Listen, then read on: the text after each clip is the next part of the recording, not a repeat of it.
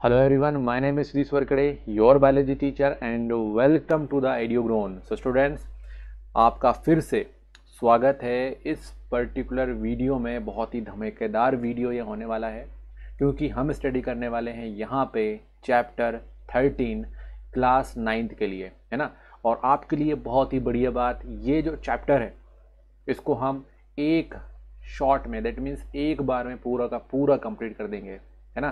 तो पूरा का पूरा क्योंकि कंप्लीट करने वाले हैं और चैप्टर 13 को, जो कि है हमारा why do we fall ill, आखिरकार हम बीमार कैसे पड़ते हैं, और हेल्थ और डिसीज़ के बारे में इसमें हम बहुत ही बढ़िया तरीके से इसको स्टडी करेंगे।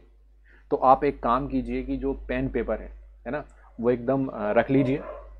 और मैं क्यों बोल रहा हूँ पेन पेपर रख लो, क्योंकि इसमें बहुत ही जो आपके बेसिक से पॉइंट हैं जो आपको आगे आने वाले टाइम में भी काम आएंगे। आपके एग्जामिनेशन में आप तो बहुत बढ़िया करोगे ही, है ना। इस चैप्टर में आपका जो भी डाउट आएगा वो सब के सब यहाँ पे क्लियर हो जाएंगे, और आगे जो एग्जामिनेशन होंगे उसमें भी आप बहुत बढ़िया परफॉर्मेंस करोगे। बट आगे भी बहुत ज़्यादा ये काम आने वाला है, इसलिए नोट्स बना लो बच्चों, है ना।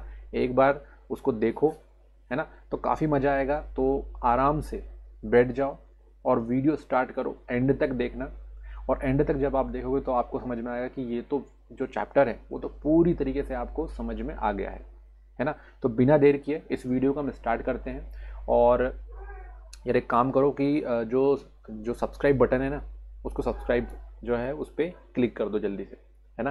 चैनल को सब्सक्राइब कर दो अगर आप बिल्कुल नए हो, और वीडियो को लाइक करना और अपने उन दोस्तों के साथ शेयर करना मत भूलो जो एक्चुअल में इस चैप्टर को और अच्छे तरीके से पढ़ना चाहते हैं। चलो तो वीडियो को स्टार्ट करते हैं बिना कोई देर किए। बट यहाँ पे थोड़ा सा एक चीज़ देख लेते हैं पहले तो, और वो है सिलेबस, है ना, कि इस चैप्टर में आपका आखिरकार क्या क्या सिलेबस है, कौन कौन से टॉपिक हम इसमें कवर करेंगे। अगर हम सिलेबस की बात करते हैं तो सिलेबस में देखो हेल्थ एंड डिसीज़ है ना। तो इसमें हेल्थ जो है वो क्या होता है, वो कैसे फेल हो जाता है, क्यों बीमार हम पड़ जाते हैं। देन इसके बाद इन्फेक्शन और नॉन इन्फेक्शन जो डिसीज़ होते हैं उसको हम क्या बोलते हैं, क्या होते हैं आखिरकार ये infectious and non infectious diseases. इसके अलावा क्या कारण है, कॉजेस, कारण क्या है भाई, क्यों बीमार पड़ते हैं, और कैसे वो मैनिफेस्ट होता है, कैसे आपके ऑर्गन्स जो होते हैं उससे प्रभावित होते हैं, दैट इज़ कॉल्ड मैनिफेस्टेशन, है ना। तो आपके कौन कौन से ऑर्गन्स जो हैं इससे अफेक्ट करते हैं, प्रभावित होते हैं। Then disease caused by the microbes, ऐसे कौन कौन से डिसीज़ हैं जो उन चीज़ों से होते हैं जो कि बहुत ही छोटे हैं, बहुत ही छोटे होते हैं, जब भी तो उनको क्या बोलते हैं, माइक्रोब्स बोलते हैं। जैसे कि वायरस है, बैक्टीरिया है, प्रोटोजोआ है ना। तो ये भी तो हैं। अब ये काफ़ी छोटे होते हैं, दिखते भी नहीं हैं हमको। अब जब दिखते नहीं हैं फिर भी क्या करते हैं, बीमारियां फैलाते हैं, उसी के बारे में देखेंगे।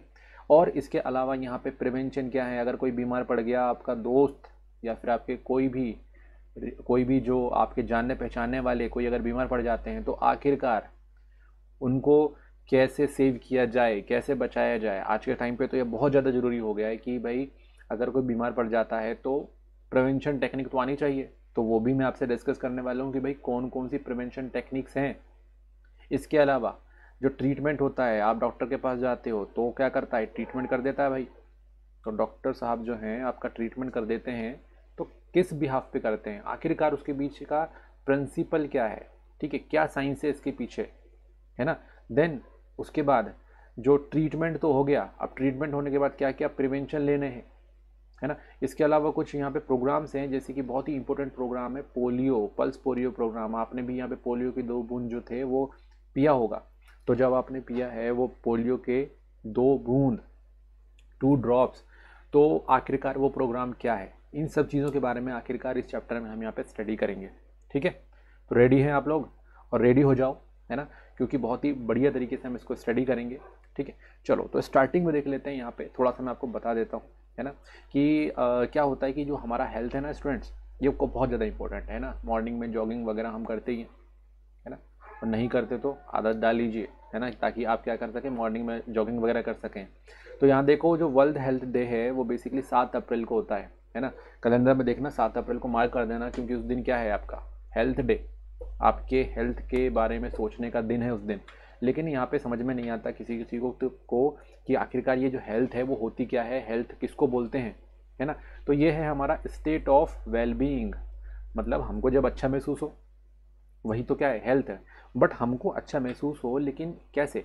फिजिकली कैसा महसूस हो हमको? बहुत ही बढ़िया भाई, फिजिकली फिट हैं, आराम से चलते हैं, फिरते हैं, घूमते हैं, क्रिकेट खेलते हैं, है ना, फुटबॉल खेलते हैं, तो फिजिकली फिट है।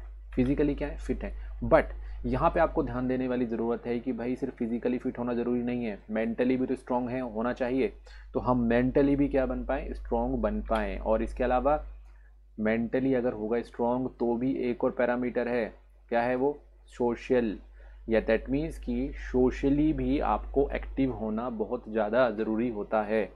तो 3 यहाँ पे पैरामीटर्स हैं, अगर ये तीनों के पैरामीटर्स में आप खरे उतरते हो तो क्या है, हम हेल्दी हैं। तो फिजिकली, मेंटली एंड सोशली हमको क्या होना चाहिए, फिट होना चाहिए, तभी हम क्या बोले जाएंगे, हेल्दी बोले जाएंगे।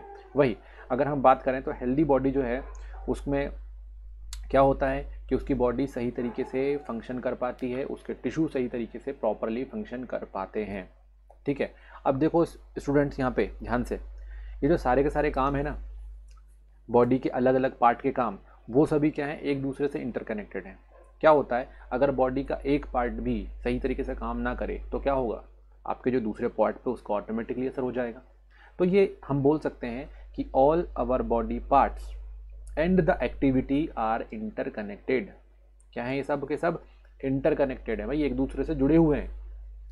अगर एक ने काम करना बंद कर दिया तो क्या होगा, दूसरा उस पर असर हो जाएगा, है ना। तो पूरी बॉडी जो है बेसिकली डिसफंक्शन हो जाती है अगर एक भी कोई पार्ट काम नहीं करता तो। ठीक है, तो this is very important for the health. Okay, चलो अभी यहाँ पे क्वेश्चन आता है कि आखिरकार हम कैसे हेल्दी बन सकते हैं, है ना।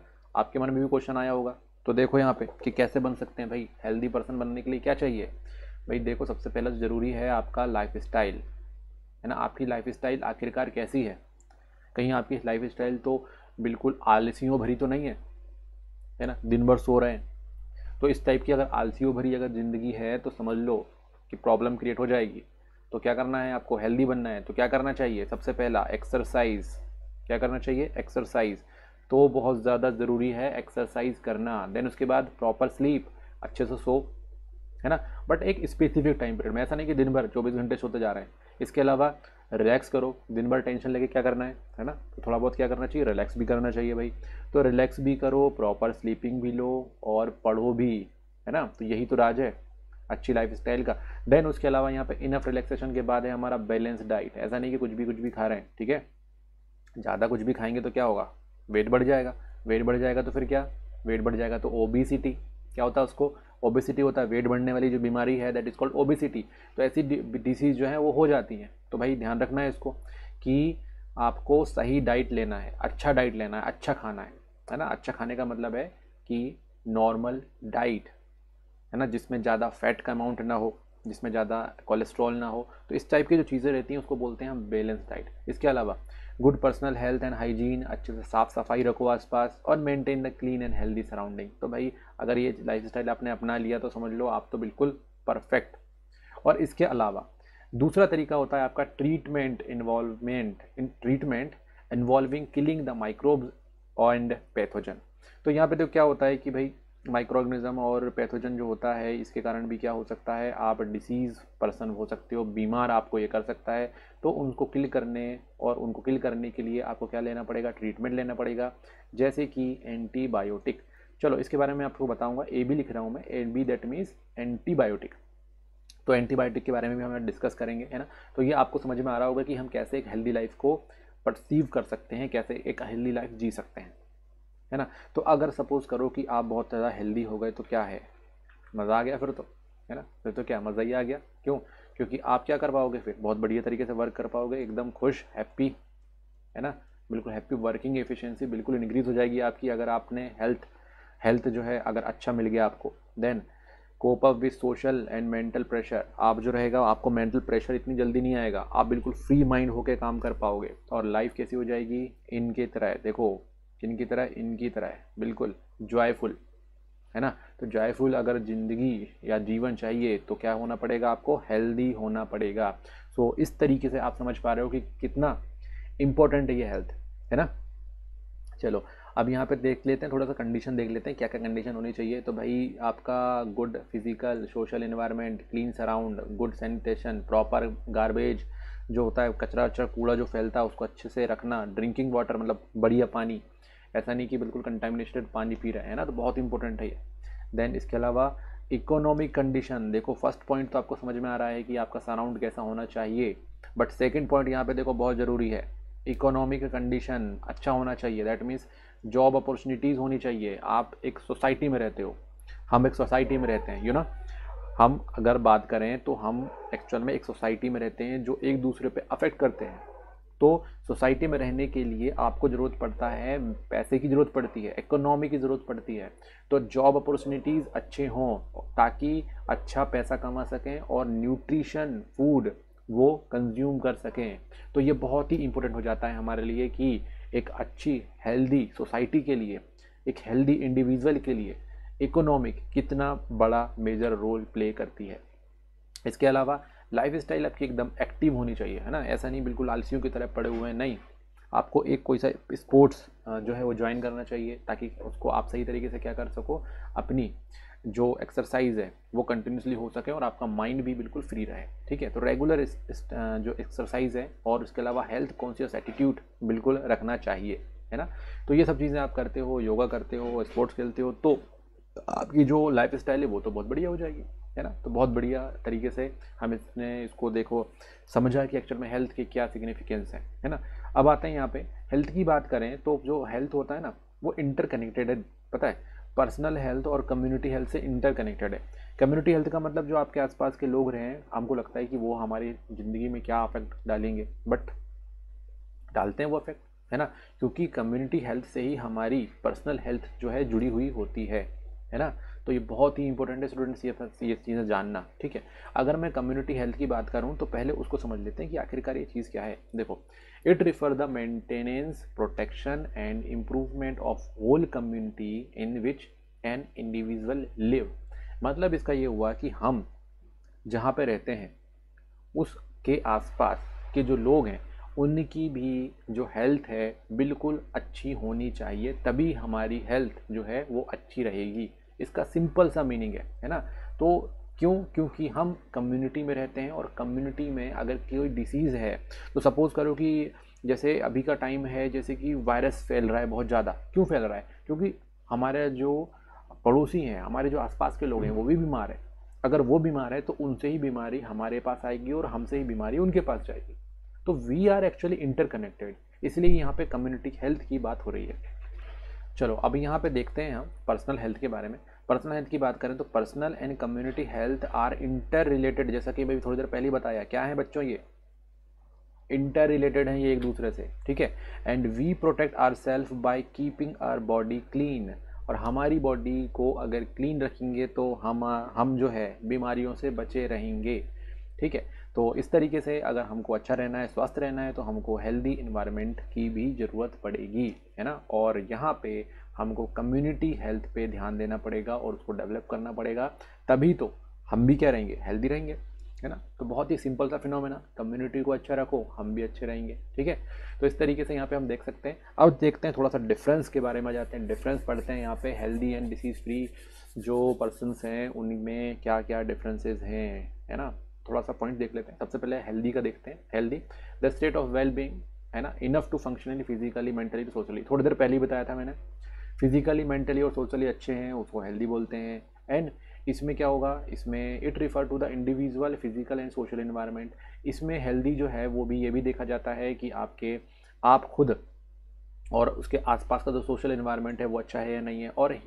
और जो हेल्दी इंडिविजुअल रहता है बिल्कुल बहुत ही एनर्जेटिक होता है। वही अगर हम बात करते हैं यहाँ पे डिसीज़, है ना। अब डिसीज़ यहाँ पे मैं बात करूँगा कि डिसीज़ जो है बेसिकली क्या होता है, डिसीज़ जो मतलब हम क्या नहीं कहते, फील नहीं कर पाते, है ना। डिसीज़ जो होता है दैट मीन्स कि मतलब हम अच्छा फील नहीं कर पाते, उसको बोलते हैं डिसीज़। बट डिसीज़ फ्री क्या है, देखो डिसीज़ फ्री होना और हेल्दी होने में थोड़ा सा डिफरेंस होता है, उसी के बारे में हम यहाँ पे डिस्कस कर रहे हैं। क्या होता है कि डिसीज़ फ्री होना और हेल्दी होना दोनों में थोड़ा सा डिफरेंस है, तो उसको थोड़ा सा हम डिस्कस कर रहे हैं। ठीक है, तो देखो क्या होगा, डिसीज़ फ्री मतलब क्या, state of absence from disease, मतलब उस पर्टिकुलर इंडिविजुअल को कोई भी मतलब डिसीज़ नहीं है, तो उसको क्या बोलेंगे, डिसीज़ फ्री, है ना। बट यहाँ पे जो हेल्थ है वो हेल्दी या हेल्थ जो है वो बेसिकली कम्युनिटी से रिलेटेड करता है ना। आपकी अगल बगल की कम्युनिटी भी तो है जिसपे जो क्या करता है, इंटरकनेक्ट करता है किससे, हेल्थ से। बट यहाँ पे जो डिसीज़ फ्री है उसको वो सिर्फ जो है वो किसको कवर कर रहा है, वो सिर्फ कवर कर रहा है इंडिविजुअल को, है ना। दैट मीन्स हम यहाँ पे जब भी बात करते हैं डिसीज़ फ्री तो हम एक इंडिविजुअल की बात करते हैं, है ना, कि इंडिविजुअल को बीमारी नहीं है। बट इसका मतलब ये नहीं है कि अगर आपको बीमारी नहीं है तो दूसरों को बीमारी नहीं होगी, भाई दूसरों को भी तो बीमारी हो सकती है। तो अगर दूसरा भी बीमार है तो कभी ना कभी कहीं ना कहीं क्या होगा, वो बीमारी आपके पास भी पहुंच सकती है। तो इस तरीके से जो हेल्थ होता है वो एक कम्युनिटी फिनोमेना बन जाता है, और जो डिसीज़ फ्री है वो एक इंडिविजुअल की कहानी है, ठीक है। और डिसीज़ फ्री इंडिविजुअल में गुड हेल्थ और पुअर हेल्थ। जो इंडिविजुअल जिसके पास डिसीज़ नहीं है उसकी हेल्थ भी अच्छी हो सकती है और पुअर भी हो सकती है। बट कैसे होगा पुअर हेल्थ, कैसे होगा पुअर हेल्थ? इस तरीके से होगा कि भाई वो कम्युनिटी में रह रहा है, तो कम्युनिटी में रह रहा है तो उसकी जो उसको डिसीज़ तो नहीं है, बट क्या पता वो क्या कर रहा हो, वो एक्चुअल में दूसरों से बात नहीं कर पा रहा हो, उसका जो सोशल सेक्टर है वो क्या नहीं कर पा रहा है, सोशली वो ज़्यादा एक्टिव नहीं हो पा रहा है, तो ये भी तो हो सकता है। तो इस तरीके से डिसीज़ फ्री और हेल्दी होने में डिफरेंस होता है। हमको हेल्दी पर्सन बनना है, ओके, हेल्दी, या फिर हमारे हेल्थ पे ज़्यादा ध्यान देना है, ठीक है। तो इस तरीके से होता है ये। अब हम बात कर लेते हैं उस कॉन्सेप्ट की जिसके बारे में मैं बता रहा था कि भाई डिसीज़ क्या होता है। आखिरकार हम डिसीज़ किसको बोलते हैं, तो सिंपली देखो यहाँ पे, it refer the any condition that disturb the normal functioning of the living organism. मतलब ये कि लिविंग ऑर्गेनिज्म के जो नॉर्मल फंक्शन होते हैं उसको जब हम डिस्टर्ब कर देते हैं, भाई नॉर्मली अच्छा खासा चलता फिरता है, अब उसका क्या हो गया, सर दर्द हो गया स्टार्ट, ये देखो यहाँ पे, अब सर दर्द हो गया स्टार्ट, तो क्या करें, तो इसकी नॉर्मल ज़िंदगी जो है, नॉर्मल लाइफ जो है वो तो डिस्टर्ब हो गई, नॉर्मल बॉडी का फंक्शन डिस्टर्ब हो गया। जब भी नॉर्मल बॉडी का फंक्शन डिस्टर्ब हो जाता है दैट इज़ कॉल्ड डिसीज़, ठीक है। So what does disease look like, ये कैसा दिखाई देता है? अगर हम बात करें तो देखो, सबसे पहले क्या होगा, functioning of the body system क्या होगा, चेंज हो जाएगा और ख़राब से ख़राब होता जाएगा, है ना। जो बॉडी का फंक्शनिंग है वो क्या हो गया, वो एक्चुअल में धीरे धीरे करके ख़राब हो रहा है। और इसके अलावा क्या होगा, जब ये ख़राब होगा तो हमको क्या मिलेंगे, सिम्टम्स। क्या मिलेंगे हमको, सिम्टम्स, कि यार ये जो चीज़ है मेरा सर दर्द करने लग गया। इसके अलावा क्या होगा, साइन, है ना। तो सिम्टम्स और साइन मिलने स्टार्ट हो जाएंगे, और इस सिम्टम्स और साइन के बेसिस पर ही जो हमारे डॉक्टर साहब हैं, फिजिशियंस, वो क्या करेंगे, वो बताएंगे कि तुमको तो ये बीमारी हो चुकी है ना। अगल बगल लोगों को ये बीमारी हो चुकी है, कौन बताएगा, ये डॉक्टर बताएंगे। तो कैसे बताएंगे, with the help of symptoms and sign. और इसके अलावा बोलेंगे कि देखो अभी इसका टेस्ट करा लो, तो टेस्ट करा के भाई आपको तो टेस्ट कराने के बाद रिजल्ट मिल जाएगा कि भाई ये जो है ये डिसीज़ हो गई। तो दैट मीन्स इसके बाद हमारा कंडक्ट होगा टेस्ट, और फिर हमको डिसीज़ को कंफर्म कर दिया जाएगा, ठीक है। तो यहाँ पे साइन और सिम्टम्स में थोड़ा सा डिफरेंस है ना। हमको समझना पड़ेगा कि साइन क्या होते हैं और सिम्टम्स क्या होते हैं। देखो टेबल बना लो कॉपी में, साइन क्या होंगे और सिम्टम्स क्या होंगे। What is sign, sign it is give more defined indication of the presence of a particular disease, it include laboratory test and ultrasound, ठीक है। तो साइन बेसिकली क्या है, साइन एक्चुअल में थोड़ी सी एडवांस चीज़ है। साइंस एडवांस चीज़ क्यों है, पहले हम सिम्टम्स देखते हैं फिर उसके बाद साइन में आते हैं, तो आपको बहुत ही क्रिस्टल क्लियर हो जाएगा ये। देखो सिम्टम्स की बातें हम बात करते हैं। सिम्टम्स क्या है, symptom of the disease are indication that we feel as being wrong और universal, like cold, headache, loose motion. तो यहाँ पे देखो, जब हमारी बॉडी या फिर किसी और की बॉडी बीमार पड़ती है, जब उसमें डिसीज़ होता है, तो जो भी हम फील करते हैं, जैसा हम फील करते हैं, दैट इज़ कॉल्ड सिम्टम्स। जैसे अरे यार आज तो सर दर्द बहुत कर रहा है, क्या करूँ, है ना, आज हाथ पैरों में दर्द कर रहे हैं, क्या करना चाहिए। तो ये एक तरीके के सिम्टम्स हैं। क्या है, एक तरीके के सिम्टम्स हैं, है ना। तो कोल्ड भी एक तरीके का सिम्टम है, हेडेक भी एक तरीके का सिस्टम है, लूज मोशन भी एक तरीके के सिस्टम है, सिम्टम्स है। दैट मीन्स किसी भी बीमारी में ये जो आपके सिम्टम्स है ये आ सकते हैं, है ना। अब फिजिशियन के पास गए तो देखेगा कि यार इसको तो ये सिम्टम्स आ रहे हैं, फिर सिम्टम्स के बिहाफ पे पता लगाएगा कि आखिरकार इसको बीमारी कौन सी है।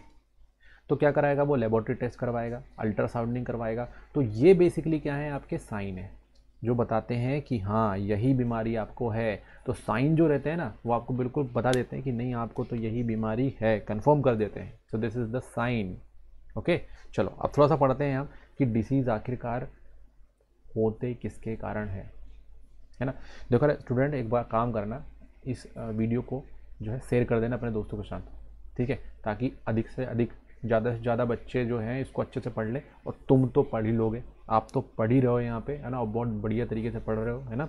पूरा एंड तक वीडियो देखो और पूरे कॉन्सेप्ट क्लियर कर दो, है ना। चलो देखते हैं डिसीज़ जो है आखिरकार कॉज्ड किससे होती है। तो अगर हम बात करें तो भाई सबसे पहला तो रीज़न है वही पैथोजन। कौन है ये पैथोजन, क्या होते हैं पैथोजन?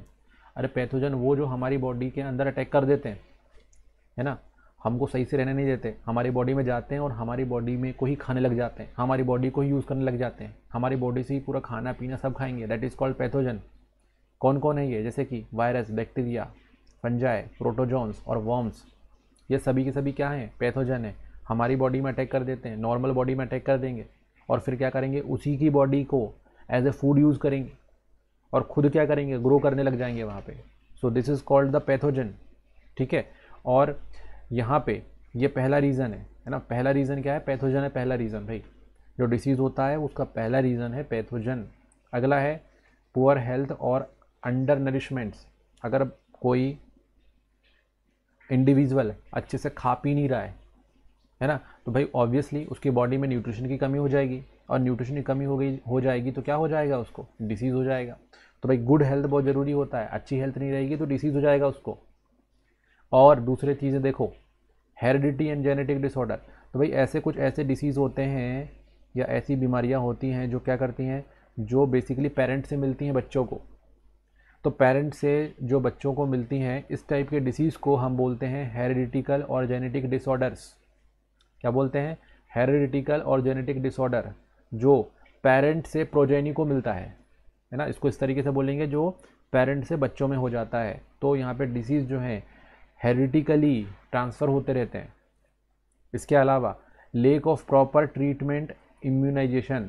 अगर प्रॉपर ट्रीटमेंट अगर किसी को ना मिले, है ना, सुविधा ना हो, बहुत सारी ऐसी जगह होती हैं स्टूडेंट्स जहाँ पे जो है क्लिनिकल फैसिलिटीज़ नहीं मिल पाती, जहाँ पे डॉक्टर्स नहीं होते। तो क्या होगा वहाँ पे, भाई बीमार तो पड़ जाएंगे तो फिर ठीक कैसे होंगे। अब एक बीमार पड़ गया तो उसने पूरा फैला दिया, ये भी तो हो सकता है ना। तो इस तरीके से प्रॉपर ट्रीटमेंट अगर किसी को नहीं मिलेगा, इसको बोलेंगे लेक ऑफ प्रॉपर ट्रीटमेंट, तो भी डिसीज़ क्या हो सकती है, फैल सकती है, कॉज हो सकती है। इसके अलावा देखो एयर, इन्वायरमेंटल पॉल्यूशन, है ना, जैसे हम जो जिसमें हम सांस लेते हैं दैट इज़ एयर, जिसका पानी पीते हैं डेली, है ना, पानी पी के ही तो जिंदा है, सांस लेके तो जिंदा है। अगर यही अगर क्या हो जाए, पॉल्यूटेड हो जाए, यही अगर पॉल्यूटेड हो जाए तो भाई क्या होगा, क्या बचेगा, कुछ नहीं। तो इसके थ्रू भी क्या हो सकते हैं, डिसीज़ हो सकती है ना। तो ये सारे के सारे रीजंस होते हैं जिसमें हमको डिसीज़ होने के चांस रहते हैं। तो देखो एक और बार आप जल्दी से इसको रिकैप करो। पैथोजन जैसे कि virus, bacteria, fungi, protozoa, worms, then उसके बाद है पुअर हेल्थ और नरिशमेंट, हेरिडिटी का genetic disorder, lack of proper treatment, immunisation, इन सब के कारण डिसीज़ कॉज हो सकती है। ठीक है, चलो अब आते हैं टाइप ऑफ डिसीज़ के बारे में कि आखिरकार डिसीज़ के टाइप कौन कौन से हैं। अगर डिसीज़ के टाइप के बारे में देखें तो ये एक्यूट डिसीज़ होता है और एक क्रॉनिक डिसीज़ होता है। ठीक है, एक्यूट डिसीज़ वो होता है जो क्या होता है, बहुत ही कम पीरियड के टाइम के लिए होता है। ठीक है, so the acute disease which last only for few days या फिर फ्यू शॉर्ट पीरियड, जैसे कि आपका कोल्ड, कफ और टाइफॉइड, ये किस टाइप के हैं, एक्यूट है। वही अगर क्रॉनिक की बात करो तो क्रॉनिक मतलब जो बहुत ज़्यादा लंबे टाइम, लॉन्ग लाइफ, है ना, लॉन्ग टाइम चलते रहते हैं, सालों तक बीमारियां ये जो हैं चलती रहती हैं, that is called chronic disease. जैसे कि डायबिटीज़, ट्यूबरक्लोसिस, एलिफेंथियासिस, ये कुछ ऐसी बीमारियां हैं, है ना, जो क्या होती हैं, बहुत लंबे टाइम चलती हैं। जैसे डायबिटीज़ का सुना होगा, शुगर, डायबिटीज़ को क्या बोलते हैं, शुगर, बॉडी में शुगर का लेवल बहुत बढ़ जाता है इससे। ये कैसी बीमारी है, क्रॉनिक है, भाई जीवन भर चल रही है बीमारी तो, है ना। तो इस टाइप की बीमारी जो होती हैं जो लंबे समय तक चलती हैं, that is called chronic disease. Tuberculosis जो है कंटिन्यूसली खांसी आती है इसमें, है ना, कंटिन्यूसली खांसी आती है, बैक्टीरिया जो होते हैं वो आपकी बॉडी यानी कि लंग्स में अटैक कर देते हैं, तो ये होता है आपका ट्यूबरक्लोसिस। एलिफेंथियासिस में जो होता है वर्म के कारण होती है, और पैर जो रहता है बिल्कुल बिल्कुल ऐसा फूल जाता है पैर, सो दिस इज कॉल्ड एलिफेंथियासिस। तो इस टाइप की जो डिसीज़ होती हैं 2 टाइप की होती हैं, ठीक। अब आते हैं हम यहाँ पे नेक्स्ट बात कर लेते हैं यहाँ पे 2 डिफरेंट टाइप के डिसीज़, इन्फेक्शियस डिसीज़ और नॉन इन्फेक्शियस डिसीज़, ये भी टाइप है। तो भाई इन्फेक्शियस डिसीज़ किसको बोलेंगे? जो एक जगह से दूसरी जगह को होती है ना, एक पर्सन से दूसरे पर्सन को हो रही है, that is called infectious. Infection फैल जाता है भैया, इधर फैल रहा है। नॉन इन्फेक्शियस क्या होगा? जो फैलते नहीं है, होते तो हैं, पर्सन को हो गए तो भैया फैलेंगे नहीं, क्या बोलेंगे उसको? Non infectious disease. अब देखो इसका दूसरे नाम भी है, जैसे कि एक के 2 नाम होते हैं, वैसे यहाँ पे भी 2 नाम है। इन्फेक्शियस डिसीज़ को हम कम्युनिकेबल डिसीज़ भी बोलते हैं, ठीक है। वही नॉन इन्फेक्शियस डिसीज़ को हम क्या बोलते हैं? Non communicable disease. Simple, non infectious disease को हम नॉन कम्युनिकेबल डिसीज़ बोलते हैं, और इन्फेक्शियस डिसीज़ को हम कम्युनिकेबल डिसीज़ बोलते हैं। चलो थोड़ा सा पॉइंट देख लेते हैं। इन्फेक्शियस डिसीज़ जो होते हैं वो स्प्रेड आउट होते हैं माइक्रो ऑर्गेनिजम्स के थ्रू, है ना। इन्फेक्शियस डिसीज़ किसके थ्रू होते हैं? माइक्रो ऑर्गेनिज्म के थ्रू। वही नॉन इन्फेक्शियस डिसीज़ जो रहते हैं वो स्प्रेड नहीं होते, ठीक। इसमें क्या होगा आपका, इसमें इन्फेक्शियस डिसीज़ में एजेंट होंगे, जैसे कि आपका वायरस होगा, बैक्टीरिया होगा, प्रोटोजोन होगा, वर्म होगा, फंजाई होगा, तो ये सब क्या कर सकते हैं? इन्फेक्शियस डिसीज़ कॉज करते हैं। तो इसमें क्या होता है? कोल्ड, कफ, टाइफॉइड, इस टाइप की जो सिम्टम्स हैं हमको देखने को मिलते हैं। वही अगर हम इसकी बात करते हैं डिसीज़ के बारे में जो नॉन कम्युनिकेबल है, वो कौन कौन से? जैसे कि डायबिटीज़ थोड़ी देर पहले बताया था मैंने, है ना, तो शुगर की बीमारी। इसके बाद हार्ट डिसीज़, किसी को अब हार्ट की प्रॉब्लम हो गई तो अब उसके बगल में बैठने से उसको तो दूसरे को तो ना हो जाएगी हार्ट की डिसीज़। किसी को अगर डायबिटीज़ है, दैट मीन शुगर ज़्यादा है, तो उसके बगल में बैठने से किसी को शुगर की बीमारी तो ना हो जाएगी, है ना। तो इसी तरीके से यहाँ पे एक और होता है आर्थराइटिस, हड्डी की बीमारी है। देन उसके बाद हाइपर थायराइड बढ़ जाता है, इसमें एक हार्मोन है थायराइड नाम का, वो बढ़ जाता है हाइपर थायराइड में। तो इस तरीके की बीमारियाँ हो जाती हैं। इसके अलावा देखो यहाँ पे एक और है आपका ग्वाइटर, है ना। आयोडीन वगैरह नहीं खाओगे आप सही तरीके से, नमक में आयोडीन होता है, वो नहीं आता है ना, तो उसको ग्वाइटर हो जाता है। अगर कोई नमक नहीं खाएगा तो वहाँ पे नमक की कमी से, उसमें नमक में क्या होता है? आयोडीन होता है। अब वो आयोडीन अगर सही तरीके से नहीं लेगा तो कौन सी बीमारी हो जाएगी? ग्वाइटर, ठीक है। तो ये न्यूट्रिएंट डिफिशियंसी के कारण होता है, न्यूट्रिशन नहीं मिलता इसलिए होता है, ना, न्यूट्रिएंट है वो हमारे लिए। इसके अलावा देखो यहाँ पे डीजनरेटिव डिसीज़, आर्थराइटिस, ठीक है, डीजनरेटिव होने लग जाता है, इसमें डीजनरेट होती है चीज़ें। देन एलर्जीज होते हैं, वो भी एक बीमारी है ना, जो बेसिकली फैलती नहीं है। देन उसके बाद फिर कैंसर को हम ल्यूकेमिया भी बोलते हैं। कैंसर में क्या होता है? ट्यूमर्स बनना स्टार्ट हो जाते हैं बॉडी के अंदर। तो ये कुछ ऐसी बीमारियां हैं जो फैलती नहीं है, इसलिए इसको क्या बोलते हैं? Non infectious disease. चलो थोड़े से और देख लेते हैं हम यहाँ पे। एक और है ना, इसको क्या बोलते हैं? Congenital disease. ये एक्चुअल में क्या होती हैं? जो हमको बर्थ से मिलती हैं, है ना। तो कॉन्जेनिटल जो डिसीज़ होती हैं वो बेसिकली बर्थ से मिली हुई रहती हैं, जैसे कि मैंने आपको बताया था कि पेरेंट से किसको मिल रही हैं? प्रोजेनी को मिल रही हैं। तो ऑब्वियसली जेनेटिक एबनॉर्मलिटीज़ है वो, है ना। तो जेनेटिक एबनॉर्मलिटी या फिर डिफेक्टिव डेवलपमेंट ऑफ एम्ब्रियो सही तरीके से या तो डेवलप नहीं कर पाया है, या तो फिर जेनेटिक एबनॉर्मलिटीज़ आ गई हैं, जीन चेंज हो गए हैं। तो इस टाइप की जो डिसीज़ होती है उसको हम क्या बोलते हैं? Congenital disease. ओके, तो ये पेरेंट से प्रोजेनी को मिलती है ना। और जेनेटिक एबनॉर्मलिटीज़ ये बेसिकली होती हैं, जैसे कि हीमोफीलिया या फिर हीमोफिलिक, ठीक है। हीमोफिलिक में क्या, जो ब्लड रहता है ना वो सही तरीके से ना क्लॉट नहीं होता, ब्लड क्लॉट नहीं होता इसमें। क्या नहीं होता इसमें? ब्लड क्लॉट, है ना। खून, ब्लड जो रहता है ना एक बार कटने के बाद बार बार बहता ही रहता है, ठीक है। इस टाइप की बीमारी में, हीमोफीलिया में ये होता है, ठीक। तो बहुत ही डेंजर बीमारी है। वैसे हर बीमारी जो होती है वो काफ़ी डेंजर ही होती है, ठीक है। अब आते हैं यहाँ पे chronic disease and the poor health. अगर सपोज करो किसी को क्रॉनिक डिसीज़ है ना, यानी कि लंबे टाइम की बीमारी, तो उसकी हेल्थ भी क्या होती है? बहुत ही कमज़ोर हो जाती है ना। तो ये देखने में आता है। देखो एक्यूट डिसीज़ जो होते हैं ना वो बहुत जल्दी ठीक हो जाते हैं, है ना। ये डिसीज़ क्या होंगे? जल्दी ठीक हो जाएंगे, जैसे कि कफ है, थोड़ी दिनों में ठीक हो जाएगा, है ना। बट अगर किसी को ट्यूबरक्लोसिस है जो कि एक तरीके का क्रॉनिक है, मतलब बहुत लंबे टाइम तक चलता है, तो पता है क्या होगा? लंबे टाइम में आपका जो बॉडी रहता है, इंडिविजुअल की डिसीज़ की जो बॉडी रहती है, जिसको डिसीज़ है, उसकी बॉडी वेट धीरे धीरे कम होने लग जाता है ना। तो क्रॉनिक डिसीज़ है ना, उसमें हम देखते हैं कि अगर किसी को क्रॉनिक डिसीज़ है तो उसकी हेल्थ पे बहुत ज़्यादा बुरा असर पड़ता है कंपेरेटिवली एक्यूट डिसीज़ के। तो ये आप इस पॉइंट को याद रखना कि ये जो एक्यूट डिसीज़ होते हैं वो हेल्थ पे कम असर डालेंगे कंपेरेटिवली किसके, क्रॉनिक डिसीज़ के। देखो हेल्थ पे असर तो दोनों डालेंगे, लेकिन ज़्यादा भयानक, ज़्यादा खतरनाक असर जो होता है वो क्रॉनिक डिसीज़ के कारण ही होता है। चलो अब देख लेते हैं थोड़ा सा इन्फेक्शियस डिसीज़ के बारे में। इन्फेक्शियस डिसीज़ जो होता है वो पैथोजन के कारण होता है, और पैथोजन क्या है थोड़ा सा डिस्कस कर लेते हैं। व्हाट इज़ पैथोजन, क्या होता है पैथोजन, ज़रा सोचो। Disease causing micro organism are called pathogen. जो डिसीज़ कॉज करते हैं उन ऑर्गेनिज्म को हम पैथोजन बोलते हैं, और ये इन्फेक्शियस एजेंट भी कहलाते हैं। इनको इन्फेक्शियस एजेंट भी बोला जाता है।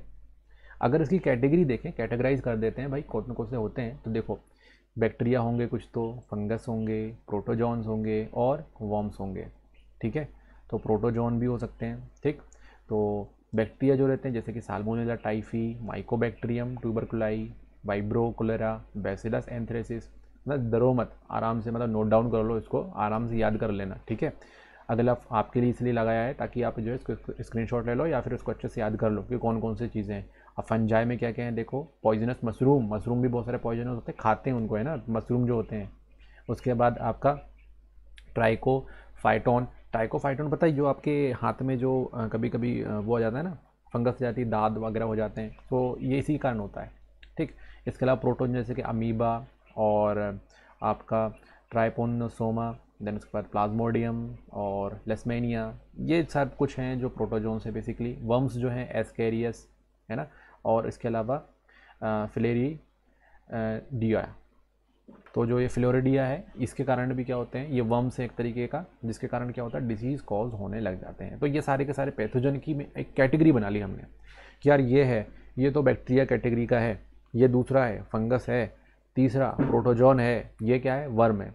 तो अलग अलग कैटेगरी बनाने के हमको फ़ायदे भी होते हैं।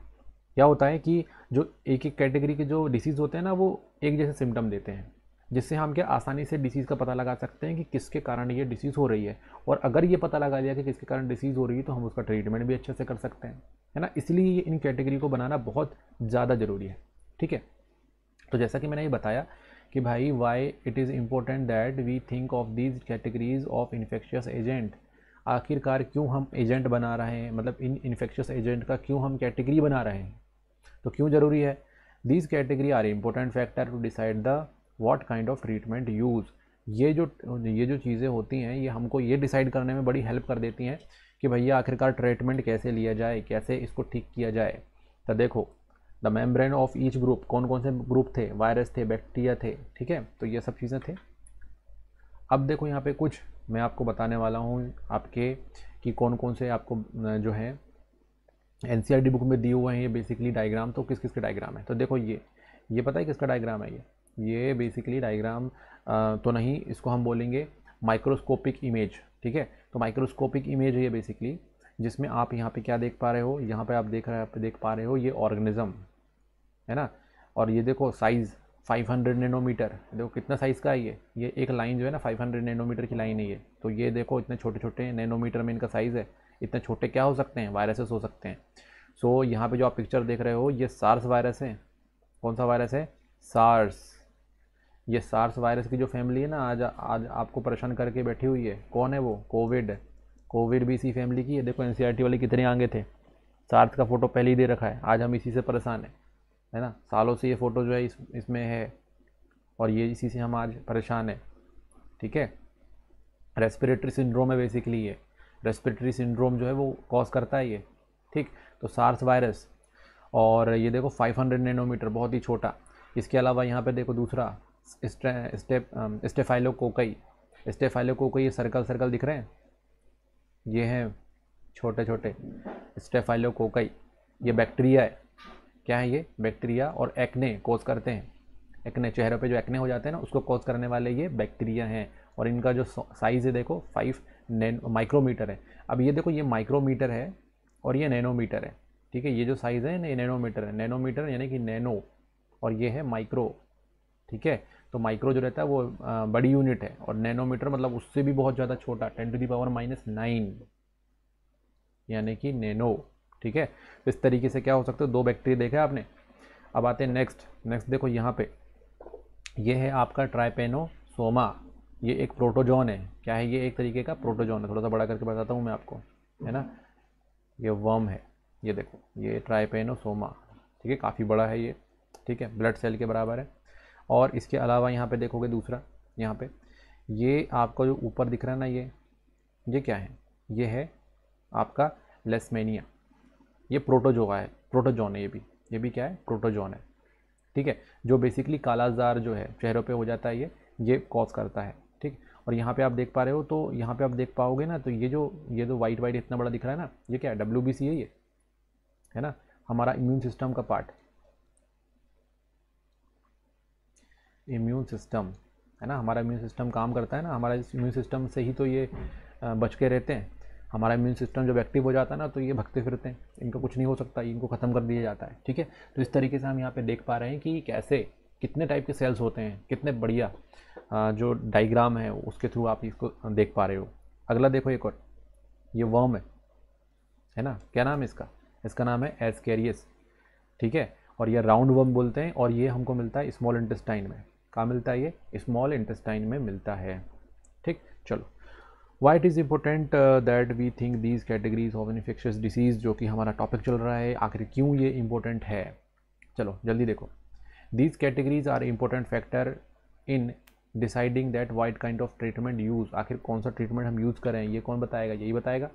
और जैसा कि मैंने बताया कि इसको वायरस, बैक्टीरिया, फंजाई, अलग अलग कैटेगरी में हमने इसको निकाला हुआ है, एक्सप्लेन किया हुआ है, ठीक है। तो चलो थोड़ा सा मैं आपको बता देता हूँ कि क्या क्या हो सकता है। कॉमन एग्जांपल, ठीक है, वायरसेस के एग्जांपल देख लेते हैं। वायरस आपको कॉमन कोल्ड हो जाता है, इन्फ्लुएंजा होता है, ये फीवर एक टाइप का, देन डेंगू होता है या एड्स होता है। तो किसके कारण होता है? चलो एक एक करके देखते हैं, ठीक। अगर हम कॉमन कोल्ड की बात करते हैं तो वो Reno virus, Reno adeno virus बोलते हैं उसको, जिसके कारण कॉमन कोल्ड, बहुत ही कॉमन बीमारी है, कुछ हुआ तो भी कॉमन कोल्ड हो गया, तो रीज़न क्या? Reno virus. इसके अलावा एक और होता है इन्फ्लुएंजा वायरस, ये भी वायरस बीमारी है, वायरस डिसीज़ है ये। इन्फ्लुएंजा डिसीज़ जो होता है वो भी वायरस होता है। इसके अलावा एक होता है आपका डेंगी। डेंगी जो होता है बेसिकली एक फ्लाई है, ये है एडीज़, है ना, मच्छर। ये जो रहता है इसमें वायरस होता है। कौन सा वायरस होता है? डेंगी फीवर वायरस होता है। ये किसी को अगर काट लेता है ना, तो उसको डेंगी होने के चांस रहते हैं। इसके अलावा एक वायरस है HIV, है ना। HIV ह्यूमन इन्फ्लुएंजा वायरस इसको बोलते हैं। और ये क्या फैला सकता है? एड्स फैला सकता है। क्या फैला सकता है? एड्स। याद रखना है इसको। क्या याद रखना है? कि भाई HIV के कारण एड्स हो सकता है। एड्स जो होगा वो बीमारी का नाम है, और HIV उसका रीज़न, उसका कॉज ह्यूमन इम्यूनोडेफिशिएंसी वायरस, ठीक है। तो ये होता है। इसके बाद एडीज़ का मैंने बता दिया। एडीज़ एक कैरियर है ना, उसके अंदर क्या रहता है? डेंगी वायरस रहता है, और डेंगी वायरस जो रहता है डेंगी फीवर कॉज करता है। तो ये हैं कुछ एग्जांपल्स वायरसेस के। अब आते हैं हम यहाँ पे कुछ एग्जांपल्स देखेंगे बैक्टीरिया के बारे में। बैक्टीरिया के बारे में सबसे पहला देखेंगे टाइफाइड फीवर। टाइफाइड होता है ना, आपने सुना होगा। तो किसके कारण होता है? वो होता है साल्मोनेला। क्लोरेला भी एक बीमारी है, वो विब्रियो क्लोरेला के कारण होता है। देन ट्यूबरक्लोसिस जो होता है वो माइकोबैक्टीरियम ट्यूबरक्लोसिस के कारण होता है। और एक होता है एंथ्रेक्स, जानवरों में बहुत देखने को मिलता है ये बैसिलस एंथ्रेसिस के कारण होता है। इसके अलावा फंजाई की अगर बात करें तो स्किन इन्फेक्शंस हो जाते हैं, जैसे कि आपका ट्राइकोफाइटोन के कारण होता है आपका क्या? Skin infection. वही कुछ प्रोटोजोआ हैं, जैसे कि मलेरिया हो जाता है। अब देखो बहुत इंपॉर्टेंट, मलेरिया आखिरकार कैसे फैलता है? प्रोटोजोन के कारण। और कौन सा प्रोटोजोन? प्लाज्मोडियम। प्लाज्मोडियम के कारण होता है यहाँ पे मलेरिया। और काला आजार जो है ये किसके कारण होता है? लेशमैनिया। वही वर्म की बात करें तो कुछ वर्म भी हैं, जैसे कि आपका एस्केरियसिस, और अभी थोड़ी देर पहले ही हमने देखा था आपका क्या? फ्लेरिडोडिया। ये जो बेसिकली है क्या होता है? इससे होता है एलिफेंटियासिस। तो ये सारी की सारी बीमारी हैं, डिसीज़ हैं, जो कि क्या होती हैं? फैल जाती हैं। और इन सब जो कॉमन एग्जांपल्स हैं आपको पता होना चाहिए सब, है ना। तो अब एक काम करो, इसको अच्छे से स्क्रीनशॉट ले लो, है ना, और आप इसको रखा लो, क्योंकि बहुत ज़रूरी है ना। टेबल में आपको पता होना चाहिए कि कौन सी डिसीज़ जो होता है किसके कारण होती है। पूरा मैंने कंप्लीट आपको बता दिया, वायरस, बैक्टीरिया, फंजाई, प्रोटोजोन और वर्म। चलो अब आ जाते हैं नेक्स्ट है हाउ ऑर्गेनिज्म कॉज डिसीज़। आखिरकार ऑर्गेनिज्म कैसे डिसीज़ कॉज करते हैं बच्चों? कैसे, क्या करते हैं आखिरकार वो बॉडी के अंदर, है ना। सवाल आना चाहिए ना आपके माइंड में कि भाई कैसे करते हैं ये कॉज। देखो, वायरस की अगर हम बात करते हैं तो वायरस क्या करता है, अपना जो जेनेटिक मटेरियल होता है ना, जैसे सपोज करो कि ये वायरस है, क्या है ये वायरस।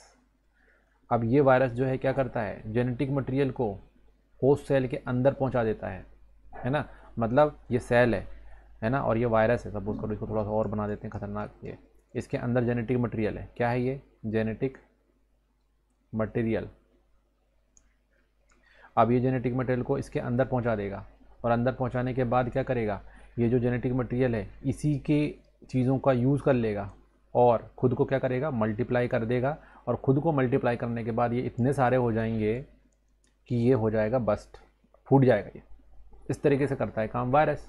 सिंपल बात, अपने जेनेटिक मटेरियल को पहले अंदर इंसर्ट करेगा होस्ट सेल में। होस्ट सेल कौन है, होस्ट बॉडी या होस्ट सेल कौन है भाई, जिसको बीमारी कॉज कर रहा है उसी को तो क्या बोल देंगे, होस्ट सेल बोलेंगे। तो होस्ट सेल के अंदर ये जेनेटिक मटेरियल को पहुंचाएगा, वो जेनेटिक मटेरियल उस होस्ट सेल के मशीनरी को यूज़ करेगा, और यूज़ करने के बाद वहाँ पे मल्टीप्लाई हो जाएगा, अपनी तादाद बढ़ाएगा और फिर उसको फोड़ के बाहर निकल आएगा। इसको हम बोलेंगे क्या, इसको हम बोलेंगे कि वायरस इस तरीके से इन्फेक्शन कॉज करता है। Okay clear. अब आते हैं बैक्टीरिया के बारे में। बैक्टीरिया के बारे में बात करें तो infect host body and organ and multiply.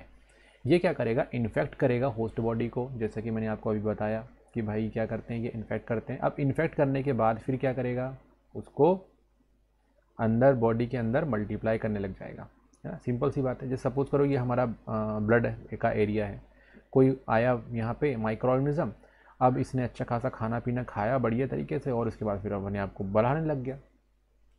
Obviously ये होता है बैक्टीरिया काम, ऐसे काम करता है बैक्टीरिया, है ना। फंगस क्या करेगा भाई, फंगस भी बॉडी के अंदर आएगा, अपनी मशीनरी को यूज़ करेगा, और पूरी की पूरी सेल क्या करेगी, मल्टीप्लाई हो जाएगी। अब देखो इस बात का ध्यान रखना कि वायरस जो होता है ना, वो सिर्फ जेनेटिक मटेरियल पहुंचाता है बॉडी के अंदर, है ना। ज़रूरी नहीं है वायरस जो होता है उसके लिए ज़रूरी नहीं कि वो पूरे के पूरे ऑर्गेनिज्म में जाए, जेनेटिक मटेरियल पहुंचा के काम कर सकता है, ख़त्म। तो इस बात का बिल्कुल ध्यान रखना, है ना, कि वायरस जो होता है जेनेटिक मटेरियल को अंदर पहुंचाता है, जबकि बैक्टीरिया खुद जाता है, फंगस भी खुद जाती है, जो फंजाई जो खुद जाती है और जाके फिर मल्टीप्लाई होती है। वहीं अगर हम वम्स की बात करें तो ये भी क्या करता है, ये भी इन्फेक्ट करता है ना। बट ये बहुत धीमे तरीके से मल्टीप्लाई होता है ना, इनकी तरह नहीं कि मतलब फटाफट तरीके से जैसे ही गए अंदर 1 से 2 बना दिए, 2 से 4 बना दिए, इस तरीके से नहीं। वम जो होता है बहुत स्लो तरीके से अपने आप को डिवाइड करता है। इनकी जो क्वांटिटी होती है वो तुरंत बॉडी के अंदर नहीं बढ़ती। ठीक, चलो अब आते हैं हम यहाँ पे ट्रीटमेंट वाले पोर्शन पे। ठीक है, हम ट्रीटमेंट वाले पोर्शन पे पढ़ने वाले हैं कि एंटीबायोटिक क्या होते हैं और आखिरकार ये चीज़ क्या है। एंटीबायोटिक आखिरकार हम बोल किसको रहे हैं पता तो चले। देखो एंटी मतलब भाई किसी के अगेंस्ट में, है ना। बायोटिक मतलब क्या होता है, जब भी बायो आ जाए नाम तो समझ लो कि हम बात कर रहे हैं लिविंग ऑर्गेनिज्म की। किसकी बात कर रहे हैं, लिविंग। जब भी बायो या फिर बायोटिक जैसा शब्द आता है ना, बायो का क्या मतलब होता है, लिविंग, जिंदा चीज़ों को हम बायो बोलते हैं। एंटी मतलब अगेंस्ट। ठीक है, तो एंटीबायोटिक क्या हो गया यहाँ पे, एंटीबायोटिक हो गया किल और inhibit the growth of disease causing micro organism. जो ऐसे माइक्रो ऑर्गेनिज्म जो हमारी बॉडी के अंदर डिसीज़ कॉज कर सकते हैं, जो हमको बीमार कर सकते हैं, उसकी ग्रोथ को उसको बढ़ने नहीं देते, है ना। मतलब देखो क्या होता है, 1 से 2 बन रहा है, अब 2 से 4 बन रहा है, तो इस तरीके से जब क्वांटिटी बढ़ती चली जाएगी तो भाई बैक्टीरिया तो बहुत बढ़ जाएंगे, तो उसकी ग्रोथ को रोक दो, स्टॉप कर दो इसको। तो इसको करने का काम कौन करेगा, एंटीबायोटिक। इसके अलावा दूसरी चीज़, भाई उसको किल भी तो कर सकता है, ग्रोथ को तो रोक रहा है, और उसके अलावा क्या काम कर सकता है, किल भी कर सकता है। तो एंटीबायोटिक वो होते हैं जो कि डिसीज़ कॉजिंग माइक्रो ऑर्गेनिज्म को रोकते हैं। लेकिन कैसे, क्या तरीका है इसका। इसका तरीका है कि जो बैक्टीरिया होते हैं ना या फिर माइक्रो ऑर्गेनिज्म होते हैं, वो क्या करते हैं, स्पेसिफिक बायोकेमिकल पाथवे का यूज़ करते हैं अपने आप को ग्रो करने के लिए, है ना।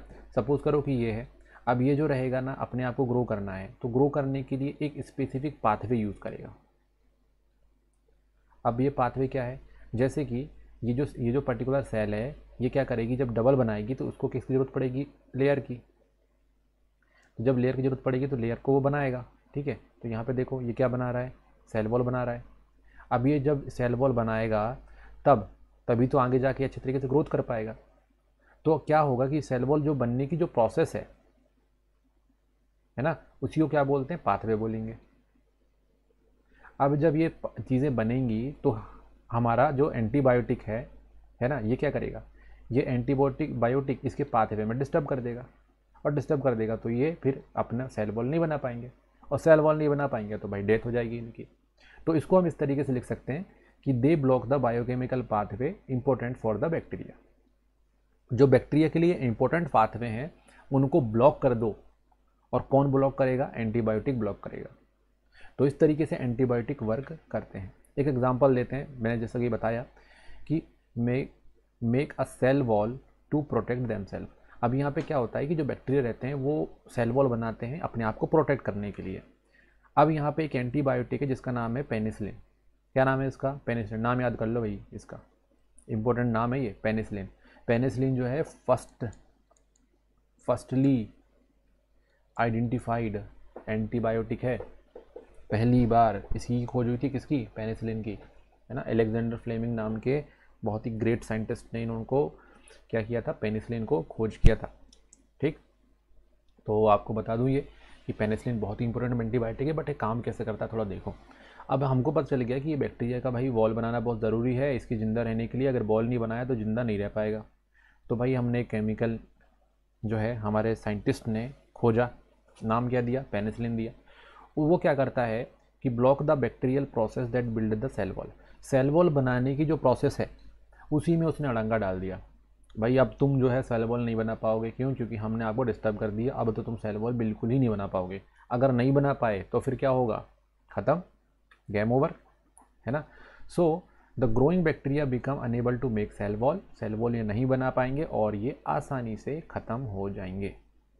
ठीक है, अब देखो एंटीबायोटिक, पता है उनकी खास बात क्या है, वो एंटीबायोटिक क्यों है हमारे लिए ज़रूरी, हमारे लिए बढ़िया, क्योंकि ये क्या करते हैं, इसकी तो जो प्रॉब्लम है उसमें तो खलल डाल देंगे कि भाई ये तो बनाने ही नहीं देगा। बट हमारी बॉडी क्या है, हमारी बॉडी में सेल वॉल नहीं मिलता।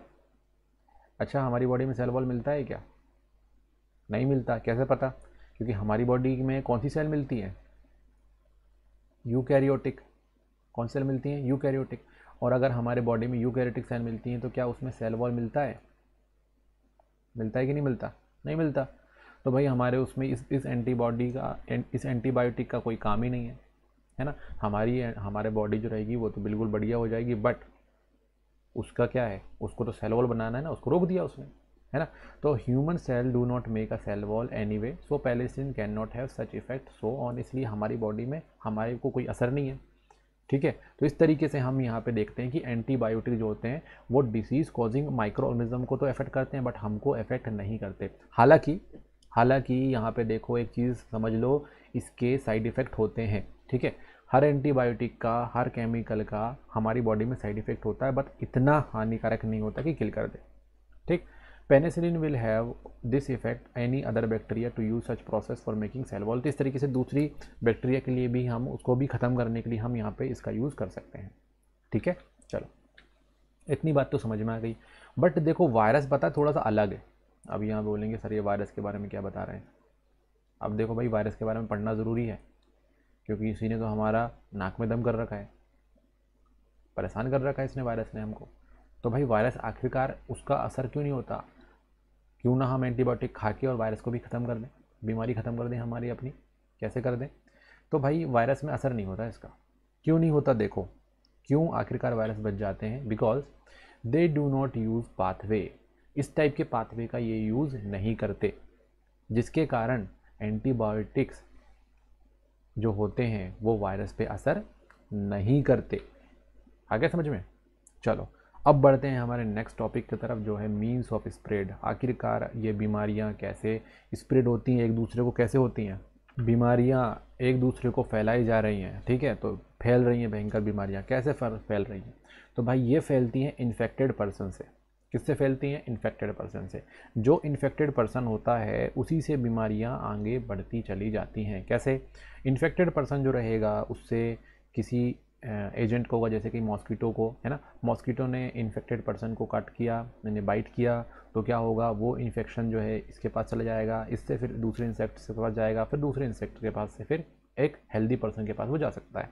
इसके अलावा डायरेक्ट कॉन्टैक्ट होते हैं, ठीक है, सेक्सुअल कॉन्टैक्ट्स भी होते हैं, जिसके कारण क्या हो सकता है, डिसीज़ कॉज हो सकता है, ठीक है, जैसे कि HIV। तो HIV का मैंने आपको बताया था, जो होता है, जो बेसिकली सेक्सुअल कॉन्टैक्ट्स के थ्रू भी फैल सकता है। इसके अलावा जब ये क्या होगा, कोई लंग्स का इन्फेक्शन है तो ये खांसेगा, तो उसके जो एयर, जो उसके पार्टिकल हैं वो एयर के थ्रू किसको हो सकते हैं, और आपके इंडिविजुअल पर्सन को हो सकते हैं। इसके अलावा उसकी जो क्लॉथिंग है या फिर उसके जो सामान यूटेंसिल यूज़ करता है, उससे भी क्या हो सकते हैं, कुछ डिसीज़ हो सकते हैं। इसके अलावा जो फूड खाता है उससे भी हो सकता है। और इसके अलावा यहाँ पे जो डॉग है, डॉग बाइट अगर करता है तो उससे भी बहुत सारी बीमारियाँ हो सकती हैं, और बहुत ही इंपॉर्टेंट बीमारी है रेबीज़, है ना, डॉग बाइट से यहाँ पे रेबीज़ होने के चांस बहुत ज़्यादा रहते हैं। तो स्टूडेंट्स, मैं आपको बता दूँ, ऐसा नहीं है कि हर बीमारी जो होती है इसी के कारण ही फैलती है। अलग अलग बीमारियों के मोड जो होते हैं वो अलग अलग होते हैं। ये बात आप थोड़ा सा समझो इस बात को, कि हर बीमारी जो है एक ही तरह से स्प्रेड नहीं होती है, अलग अलग तरीके से ये स्प्रेड होती है। ठीक, चलो थोड़ा सा डिटेल में हम देखते हैं एयर के थ्रू क्या हो सकता है। देखो, अगर कोई स्नीज़ करता है, छींकता है, कफिंग करता है, खांसता है, तो क्या होता है, बहुत सारी बीमारियां फैलती हैं, जैसे कि कॉमन कोल्ड, ट्यूबरक्लोसिस और निमोनिया। तो निमोनिया, ट्यूबरक्लोसिस और कॉमन कोल्ड ये एयर के थ्रू स्प्रेड हो सकती हैं। याद रखिएगा, निमोनिया, ट्यूबरक्लोसिस और कॉमन कोल्ड किसके थ्रू हो सकती हैं, ट्यूबरक्लोसिस, निमोनिया और कॉमन कोल्ड एयर के थ्रू फैल सकती हैं। वही अगर हम वाटर की बात करें तो जो है क्लोरेला, है ना, और अमीबोटिक यानी कि अमीबा के थ्रू होने वाली डिसीज़, ये वाटर के थ्रू फैल सकती है, जो कि गंदे पानी में या पॉल्यूटेड पानी में या फिर पॉल्यूटेड ड्रिंक में हमारे पास आ जाती हैं। वेक्टर्स, वेक्टर्स मतलब क्या होते हैं, वेक्टर्स मतलब जिनमें बीमारियां होती हैं और फिर वो किसी और तक पहुंचाने का काम करती हैं, उसको बोलते हैं वेक्टर्स। जैसे कि यहाँ पे है डॉग। अभी डॉग के बारे में अभी मैंने बताया कि रेबीज इससे होने के चांसेस होते हैं। उसके अलावा यहाँ पे देखो मलेरिया और डेंगू, येलो फीवर, ये सारी बीमारियां जो होती हैं, ये सारे जो डिसीज़ होते हैं, ये किसके थ्रू हो सकते हैं, कैरियर मतलब वेक्टर के थ्रू हो सकते हैं, है ना। इनका एक वेक्टर होता है जो क्या करता है, जो बेसिकली लेके जाता है इन बीमारियों को, ठीक। तो इस तरीके से स्प्रेड होती हैं। अगला है यहाँ पे सेक्सुअली कॉन्टैक्ट। सेक्सुअली कॉन्टैक्ट जो डिसीज़ होती हैं उसको बोलते हैं हम STD।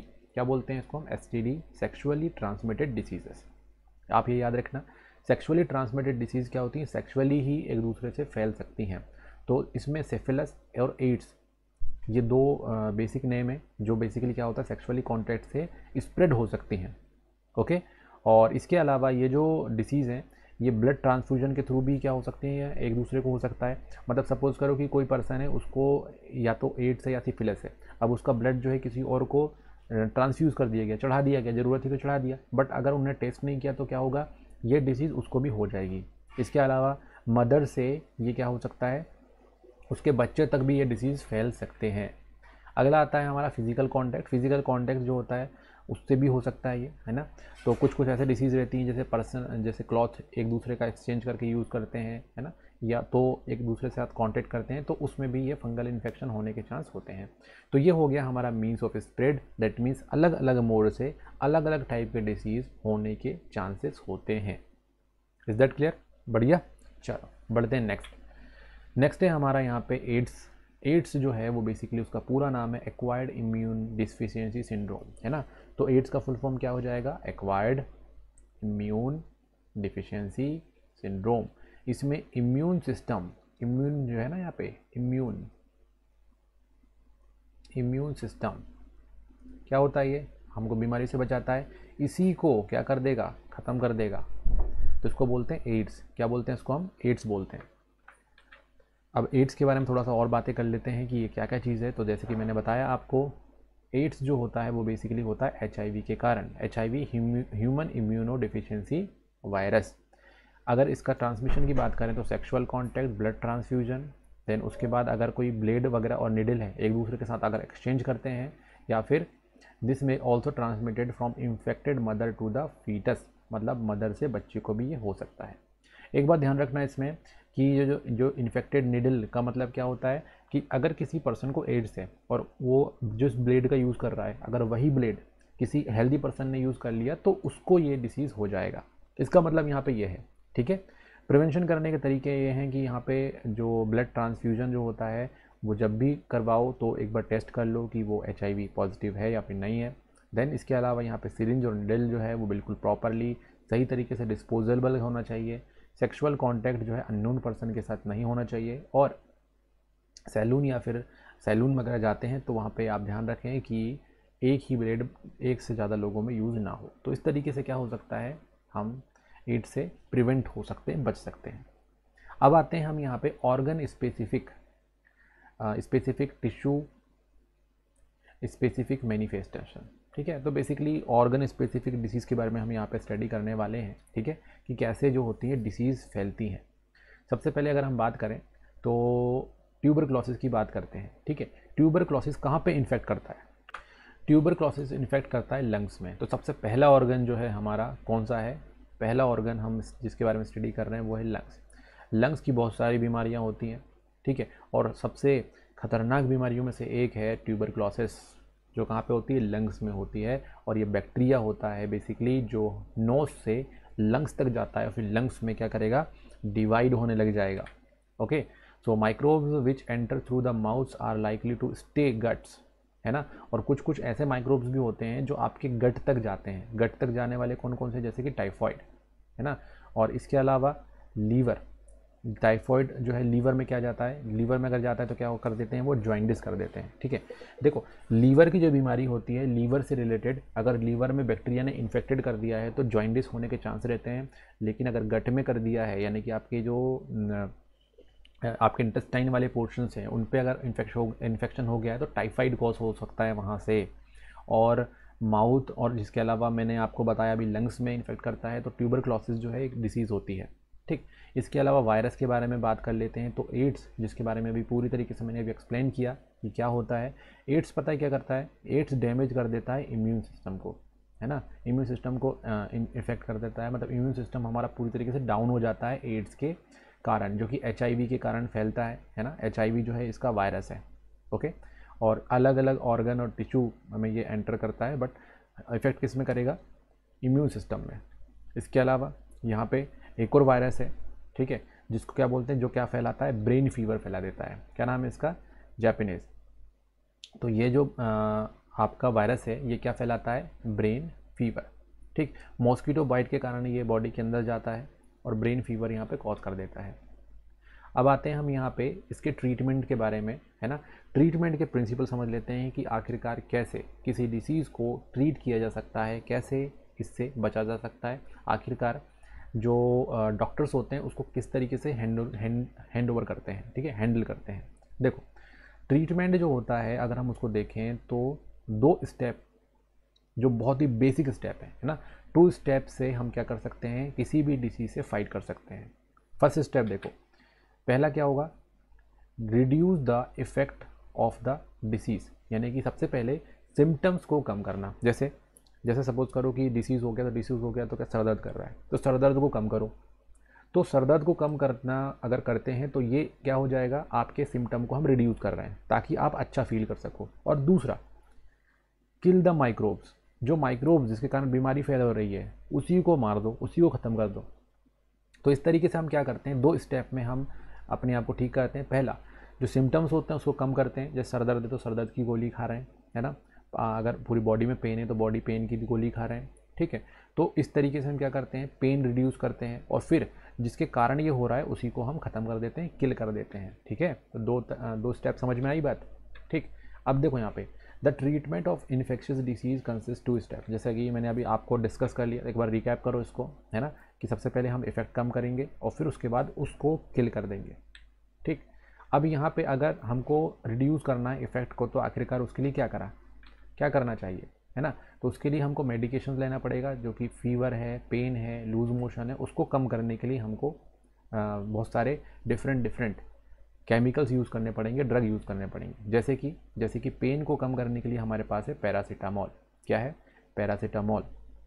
उसके अलावा मतलब पैरासीटामोल का एक और चीज़ है फीवर, बहुत इंपॉर्टेंट है ये। फीवर को कम करने के लिए बेसिकली पैरासीटामोल जो आपका ड्रग है वो दिया जाता है। इसके अलावा एनाल्जेसिक जो होते हैं वो बेसिकली पेन को कम करने का काम करते हैं, जैसे कि आपका एनाल्जिन, है ना, और कॉम्बिफ्लैम। एनाल्जिन और कॉम्बिफ्लैम जो होता है बेसिकली पेन को कम करने का काम यहाँ पे करता है, ठीक है। तो ये यहाँ पे कुछ मेडिसिन के नाम दिए हुए हैं, ठीक है। इसके अलावा इन्फ्लामेशन का मतलब होता है कोई चीज़ सूज जाती है, तो उसमें भी कॉम्बिफ्लिन का यूज़ हम करते हैं, ठीक है। एंटी एलर्जिक, ज़्यादा एलर्जी आ रहा है तो एविल जो होता है बेसिकली क्या होता है, एलर्जी को कम करने का काम यहाँ पे करता है। ईचिंग वगैरह हो रहा है तो एविल से क्या होता है, इससे थोड़ा सा कम हो जाता है, ठीक है। इसके अलावा यहाँ पे जो रहेगा अलग अलग टाइप के ड्रग्स रहेंगे, है ना, जो अलग अलग टाइप के क्या करते हैं, अलग अलग टाइप के सिम्टम्स को कम करने का काम यहाँ पे करते हैं। तो आप यहाँ पैरासीटामोल को याद कर सकते हैं, एविल याद कर सकते हैं, ठीक है, एंटी एलर्जिक होता है जो कि, और इसके अलावा कॉम्बिफ्लेम है जो बेसिकली आपका दर्द को कम करने का काम यहाँ पे करेगा। ओके, चलो अब देखते हैं यहाँ पे किल द माइक्रोब। अब अगर सपोज करो कि हमने सिम्टम्स कम कर दिए, अब क्या करें, जो कॉज है उसको ख़त्म कर दो। तो उसको ख़त्म करने के लिए हमारे पास होंगे एंटीबायोटिक, जो क्या करते हैं, जो बैक्टीरिया को किल करते हैं या फिर उसकी ग्रोथ को कम करते हैं, है ना। पेनिसिलिन, टेट्रासाइक्लिन और सिफिक्सिम, ये बेसिकली क्या है, ये कुछ एग्जांपल्स हैं, ठीक, जो कि बैक्टीरिया के अगेंस्ट में काम ये करते हैं। देन अब आते हैं कि आखिरकार अगर सपोज करो कि हमको ये टेक्निक पता चल गई कि हमको अब कैसे उससे लड़ना है, अब देखते हैं कैसे उससे बच सकते हैं। तो बचने का पहला तरीका है, एक डायलॉग याद कर लो, prevention is better than cure. भैया बच गए, अगर बीमारी से बच गए तो भाई बहुत बढ़िया, है ना, वरना फिर हमको क्योर करना पड़ेगा, उसमें क्या होता है, बॉडी डैमेज तो होती है ना। तो प्रिवेंशन करने के तरीके क्या, सबसे पहले तो पब्लिक हाइजीन बिल्कुल अच्छा होना चाहिए, अच्छा खाना पीना, बैलेंस डाइट रखो, इन्फेक्शन जो रहेगा उससे बचो। इसके अलावा सफिशिएंट फूड जो है ना, सही तरीके से अपनी हेल्थ को मैनेज करते रहो। तो ये होता है हमारा तरीका, ठीक है। एयरबॉर्न डिसीज़ होती हैं बहुत सारी, है ना, उनसे बचो, मतलब हवा जो रहती है वो शुद्ध होनी चाहिए, है ना। इसके अलावा वाटर बॉर्न, पानी अच्छा पियो ताकि आपको पानी से होने वाली बीमारियां ना हो। वेक्टर जो होते हैं जिसके कारण बीमारियां फैलती है, उन वेक्टर से बच के रहो, है ना, मच्छरों से बच के रहो ताकि मलेरिया ना हो जाए, है ना। तो इस तरीके से क्या कर सकते हो, आप बच सकते हो। इसके अलावा एक और तरीका होता है स्पेसिफिक वे प्रिवेंशन का, उसको बोलते हैं वैक्सीनेशन। क्या बोलते हैं, वैक्सीनेशन। वेरी इंपॉर्टेंट, बहुत ही ज़रूरी चीज़। वैक्सीनेशन जो होता है इसमें हम अपनी बॉडी की इम्यूनिटी को इन्हांस करते हैं। क्या, किसको, इम्यूनिटी को, हमारी इम्यूनिटी को और स्ट्रॉन्ग करते जाते हैं वैक्सीनेशन के थ्रू, ठीक है। तो वैक्सीनेशन जो है इसमें हम वैक्सीन की हेल्प से हमारे इम्यून सिस्टम को डेवलप करते हैं ताकि हमको डिसीज़ ज़्यादा ना हो, ठीक है। वैक्सीन जो है बेसिकली पता है क्या होता है, वो बेसिकली माइक्रो ऑर्गेनिज्म होता है जो कि वीकेंड होता है या फिर नॉन इन्फेक्टेड होता है। बेसिकली जो बीमारी कॉज करने वाले जो हमारे माइक्रो ऑर्गेनिजम्स होते हैं, जो प्रोटीन होते हैं, उन्हीं का हम क्या करते हैं, उन्हीं को इनएक्टिव फॉर्म में अपनी बॉडी में पहुंचा देते हैं, जिससे उनके अगेंस्ट में हमारी बॉडी क्या करती है, प्रिपेयर हो जाती है लड़ने के लिए। और क्या बना लेती है हमारी बॉडी, एंटीबॉडी। क्या बना लेती है, एंटीबॉडी बना लेती है। तो जो माइक्रो ऑर्गेनिज्म हमारे अंदर भेजते हैं उससे क्या बनता है, एंटीबॉडी बनता है। और फिर वो एंटीबॉडी क्या करेगा, लड़ाई करेगा, फाइट करेगा, किससे, माइक्रो ऑर्गेनिज्म से, ठीक है। तो एंटीबॉडी क्या है, हमारी बॉडी में बने हुए स्पेसिफिक प्रोटीन होते हैं। ये क्या होते हैं, स्पेसिफिक प्रोटीन होते हैं जो क्या करते हैं, माइक्रो ऑर्गेनिज्म से लड़ते हैं। ओके, तो यहाँ पे मैं बात करूँ, Edward Jenner the great scientist, उन्होंने 1796 में स्मॉल पॉक्स की पहली वैक्सीन यहाँ पे बनाई थी। और बाद में पोलियो वैक्सीन, जैसे हम खुद यूज़ करते हैं पोलियो वैक्सीन, और कोविड वैक्सीन भी यहाँ पे हम यूज़ करते हैं, ठीक है। अभी मार्केट में टेटनेस, डिप्थीरिया, वोपिंग कफ, मिसेलस, पोलियो, बीसीजी जो है बेसिकली टीबी के लिए है ना। इसको क्या बोलते हैं, बैसिलस क्लेमेट और यूरिन। बेसिकली ये जो है ये टीबी के यानी ट्यूबरक्लोसिस के प्रिवेंशन के लिए ये जो वैक्सीन है वो यूज़ होती है। तो एडवर्ड जेनर का आप नाम याद रखिए जिन्होंने ये बनाया था। तो इससे पहले मैंने आपको अभी एक चीज़ और बताया कि जो एंटीबॉडी होती है वो क्या होती है बेसिकली, है ना। तो एंटीबॉडी के बारे में मैंने आपको अभी थोड़ी देर पहले ही डिस्कस किया है कि एंटीबॉडी क्या होते हैं। तो एंटीबॉडी स्पेसिफिक टाइप के प्रोटीन होते हैं जो क्या करते हैं, जो हमारी बॉडी में जो स्पेसिफिक एंटीजन या स्पेसिफिक जो माइक्रो ऑर्गेनिज्म जिसने हमला किया उसको क्या करते हैं, वो न्यूट्रलाइज करते हैं या फिर क्या कर देते हैं, किल कर देते हैं। ओके, तो ये हो गया हमारा कंप्लीट। आई होप आपको बिल्कुल पसंद आया होगा। तो वीडियो को ज़्यादा से ज़्यादा तक लोगों तक शेयर करें, है ना। तो मिलते हैं नेक्स्ट वीडियो में। Thanks for watching.